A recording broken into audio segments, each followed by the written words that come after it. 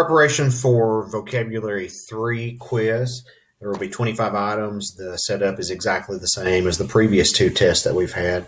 I want to show you, first of all, the pronunciation words. So the four words are unwanted, verdant, events, and propinquity. And for unwanted, the stressed syllable is the second syllable, so the apostrophe would go after the N, unwanted. In verdant, the first syllable is emphasized, so the apostrophe goes after the R. Events, the second syllable is stressed, so the apostrophe goes after the E. And propinquity, the second of the four syllables is stressed, so the apostrophe goes after the N. So unwanted, verdant, events, propinquity. Again, if you have trouble with that, or if it marks them incorrect, email me the answers. I'll give you credit for it. You have a part of speech section, which no one seems to be having any trouble with those, and a spelling section, again, no trouble with those.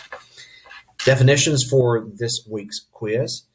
Which word means belief or mental acceptance? That word is credence. To give credence to something means that you give your assent, you give your belief to. This word means founded upon or involving a visionary view of an ideal world or impractical. That word is utopian. If we live in a utopian world, then it's a world that's without realism. This word means nearness in place or time or kinship, and the word is propinquity. So propinquity means proximity. And this word to disguise or conceal, and the word is dissemble. If you dissemble your true intentions or motives, you have hidden those. In the synonyms section for this week, this word is a synonym for gelatinous, spelled G-E-L-A-T-I-N-O-U-S, gelatinous. It means having a gel-like quality, and that word is viscous. Oil is rated based on its viscosity, how thick it is. This word is a synonym for ineffective. And the word is feckless. If someone is feckless, they are inept or ineffective. This word is a synonym for wicked. And the word is nefarious. So something that is nefarious is synonymous with wicked. And this word is a synonym for green. The word is verdant. So the verdant hills. All right. The antonyms section, these are words that have the opposite meaning. So the opposite of bland is piquant, because something that is piquant is spicy. It would pique your interest. This word is the antonym of praise. Praise means to give good feedback, positive feedback. The opposite is to decry. Decry is to criticize. This word is the opposite of meaninglessness or meaningless. The word is substantive. If something is substantive, it has substance or meaning, it would be the opposite of meaningless. This word is the opposite of customary. Unwanted. So unwanted behavior is behavior that's out of the norm. It's uncustomary behavior. And then completing the sentence. And be advised that I don't always give these in the right order, so make sure you're reading the sentences to make sure you put the right word in the right sentence. So here's a sentence. Archaeologists carefully blanked the remains of a warrior who had lain buried for centuries. So we need a word there that means dug up, and that word is exhumed. So archaeologists carefully exhumed the remains of a warrior who had lain buried for centuries.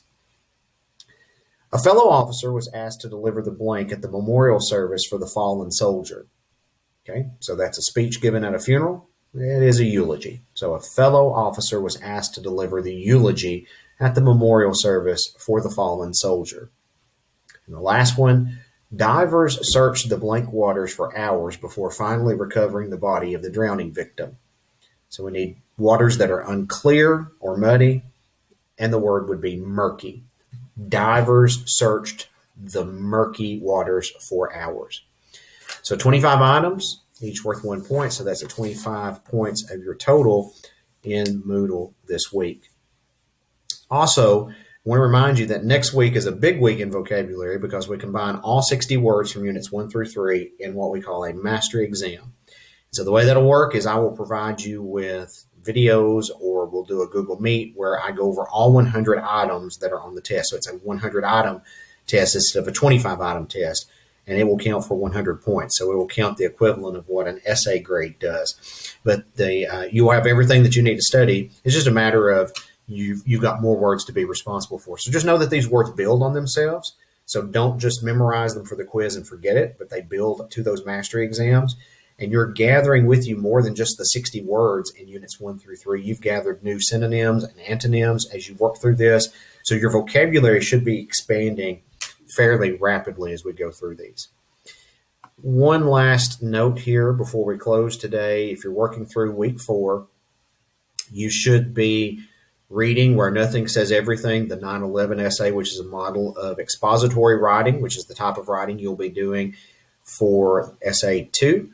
And you have a journal entry to write for that you will submit in a document.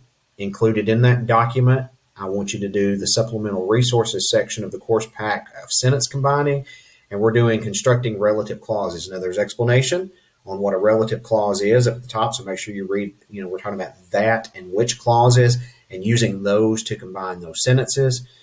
And so submit that in that same document as your journal. And then I've also given you an ACT practice. It's a Google form. So when you click on that Google form, it will take you out to a form, and this is formative.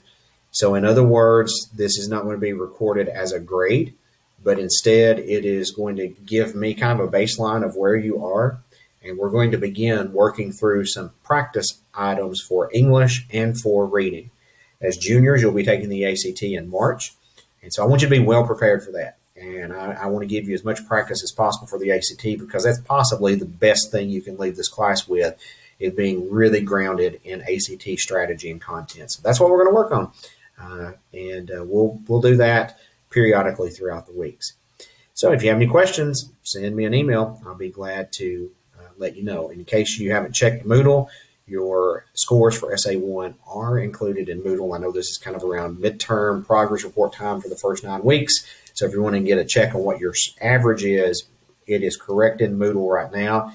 If for some reason I'm missing an assignment for you, send me an email and let me know so I can go in and check it and put that score in for you. Good to see you again this week. So I look forward to seeing you next week.